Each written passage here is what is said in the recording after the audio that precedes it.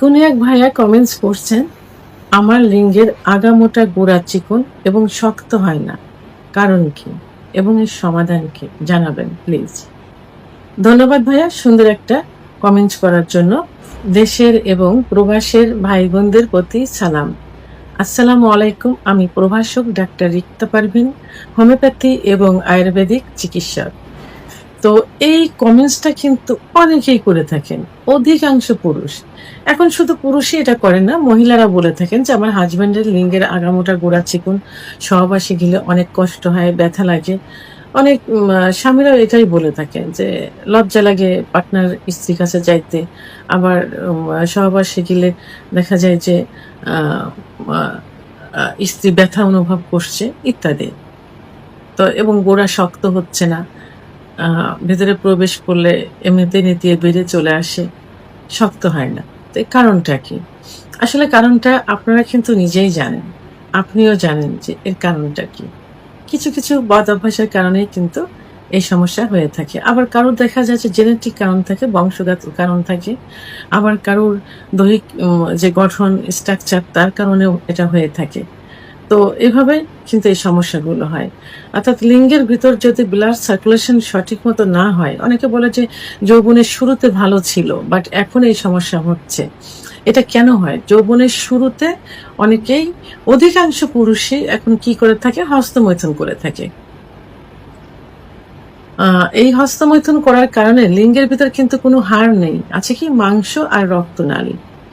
এই রক্তনালী অর্থাৎ যে ভেন, এই ভেনের ভিতর দিয়ে যত রক্ত চলাচল করবে লিঙ্গ তত বড় হবে, মোটা হবে, শক্ত হবে। তো অতিরিক্ত হস্তমৈথুনের কারণে এই শিরাগুলো সংকুচিত হয়ে যায়, যে কারণে লিঙ্গ আগামোটা গোড়া চিকন ইত্যাদি হয়ে থাকে। আবার অনেকে বিছানায় ঘর্ষণ দিয়ে বীর্যপাত করে থাকে। বিছানায় ঘর্ষণ দিয়ে বীর্যপাত করলে কি হয়, লিঙ্গের গোড়ায় অসংখ্য শিরা থাকে। এই শিরাগুলো অনেক সময় লুজ হয়ে যায়, অনেক সময় বেশি প্রেসার দিলে চিরেও যেতে পারে।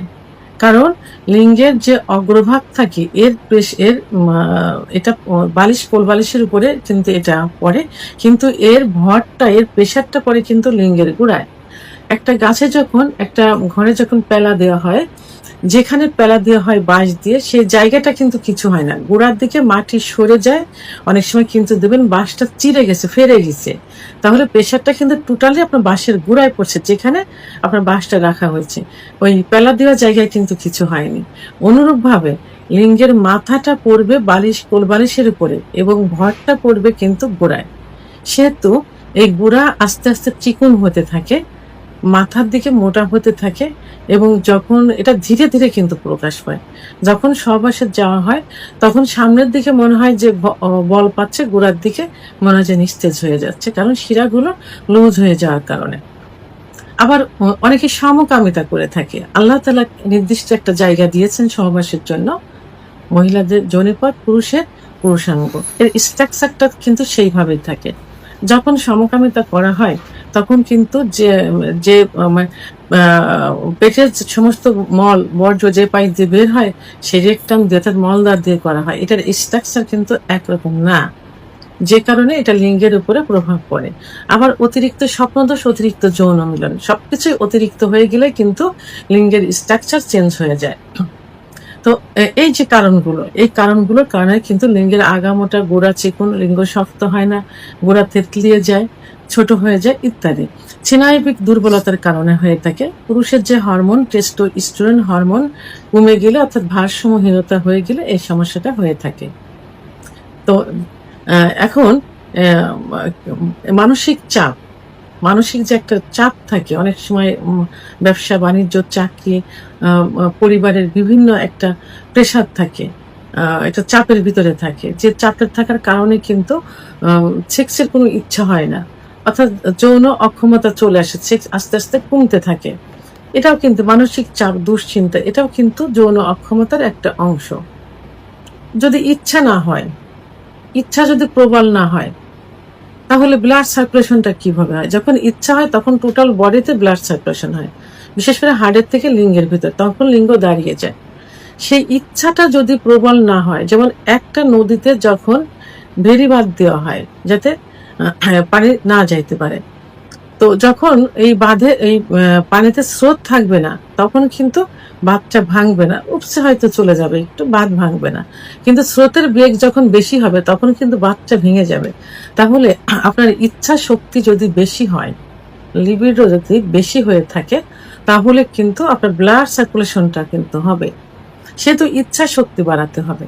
তো মানসিক দুশ্চিন্তা, প্রেশার থাকলে, স্ত্রীর সঙ্গে সম্পর্ক ভালো না থাকলে, স্ত্রীকে পছন্দ না হলে, পরকীয়া করলে, তাহলে কিন্তু এইটা থাকবে না, তাহলে লিঙ্গ উত্থান হবে না। আবার ধূমপান, মদ্যপান ইত্যাদি করার কারণে কিন্তু লিঙ্গের ব্লাড সার্কুলেশন কিন্তু, ব্লাড সেলগুলো কিন্তু নষ্ট হয়ে যায়, তখন ব্লাড সার্কুলেশনটা হবে না। সেহেতু এই ধূমপান, মদ্যপান, নেশা জাতীয় থেকেও কিন্তু লিঙ্গে খর্বতা চলে আসবে। ঘুম সঠিক মানে ঠিক মতো ঘুম না হওয়া ইত্যাদি থেকে। তাই এখন এর থেকে এইসব কারণে কিন্তু লিঙ্গের খর্বতা, আগামোটা, গোড়া চিকন, লিঙ্গের গোড়ায় শক্তি না পাওয়া, অর্থাৎ লিঙ্গ শক্ত না হওয়া, এইসব কারণে হয়ে থাকে। তো এর জন্য কি করতে হবে? এর জন্য আপনি একজন অভিজ্ঞ সম্পন্ন রেজিস্টারকৃত হোমিওপ্যাথি আয়ুর্বেদিক ডাক্তারের শরণাপন্ন হবেন, কারণ একমাত্র হোমিওপ্যাথি আয়ুর্বেদিক চিকিৎসায় কিন্তু এটা ঠিক করা সম্ভব। অনেকের ধারণা যে হোমিওপ্যাথি আয়ুর্বেদিকের পার্শ্ব প্রতিক্রিয়া নেই, এটা ভুল ধারণা। কারণ হোমিওপ্যাথি আয়ুর্বেদিকেও পার্শ্ব প্রতিক্রিয়া আছে এবং অন টাইম ট্যাবলেট আছে, তবে এর চিকিৎসা আছে যে অন্য পদ্ধতিতে, যেটাতে খুবই কম। তো একজন ডাক্তারের উপর নির্ভর করবে ডাক্তার আপনাকে কি চিকিৎসা দিবেন। আপনাকে অন টাইম দিয়ে ওনার নামটা মানে প্রথমেই অর্জন করতে চান, না আপনাকে ভালো করতে চান, তো সেহেতু ডাক্তারের উপরে এটা নির্ভর করবে। তো আপনি এই জাতীয় ডাক্তারের শরণাপন্ন হন, আর ডাক্তার আপনার কিছু পরীক্ষা নিরীক্ষা দিবেন, পরীক্ষার মাধ্যমে কনফার্ম হবেন যে আপনার সমস্যাটা কি, কেন হচ্ছে না, এবং আপনার কিছু কারণ শুনবে, কিছু লক্ষণ দেখবে, সেই কারণগুলোর উপর ভিত্তি করে এবং রিপোর্টের উপর, প্যাথোলজিক্যাল রিপোর্টের উপরে ভিত্তি করে যে কারণ, সেই কারণগুলো আপনাকে বন্ধ করতে হবে।